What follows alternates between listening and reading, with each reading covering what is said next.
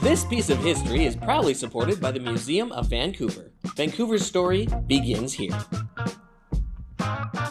We're back at my favorite place in Vancouver, the dark basement of the Museum of Vancouver. They also call it Collections Storage. That's the official name of it. Today we're talking about egg cartons with CEO Ryan Hunt. Not egg carton CEO, museum CEO. I wish I was egg carton CEO.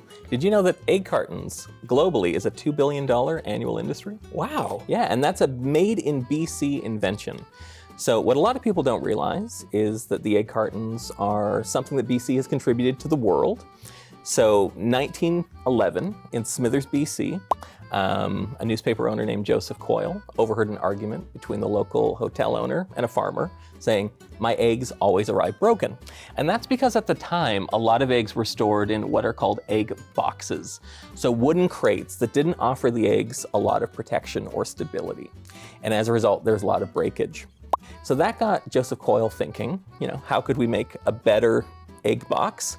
And while this isn't one of his inventions, this isn't one of his egg cartons, he then invented the egg carton. And the big innovation here is, unlike the egg box that has a very square holding space for the eggs, the egg carton is shaped to hold the eggs a little more stably and was made using cardboard. And then 1918, he moves to Vancouver, starts building factories. He sets up a factory in Vancouver, Chicago, Toronto, and LA. And then growth and growth and growth. And now we have a global $2 billion industry. Wow, that's fascinating. Where did all these ones come from? So these ones actually were found in the walls of a 1968 cottage in Vancouver. And you can tell at the time, instead of using insulation, the builders of the house used egg cartons. So MOV brought in hundreds of examples of vintage egg cartons, which you see on the table here. They just were taking the house down or renovating it or They're renovating it in 2018. So these are relatively recently brought into MOV's collection. They look brand new. And that's the beauty of storing them in the walls is, it's fairly dry, fairly climate controlled. And as a result, we have these really beautiful, unique pieces of BC history. That is fascinating. How often do you get people bringing in collections like this? Oh, well, people are constantly interested in bringing things into MOV, and part of our mandate is to be a living collection of Vancouver's history.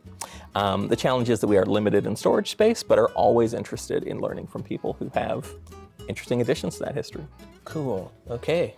Egg cartons at the Museum of Vancouver. There's all kinds of stuff you're going to learn here. You can't come into the dark basement, but there's lots upstairs. The Museum of Vancouver, Vancouver's story begins here.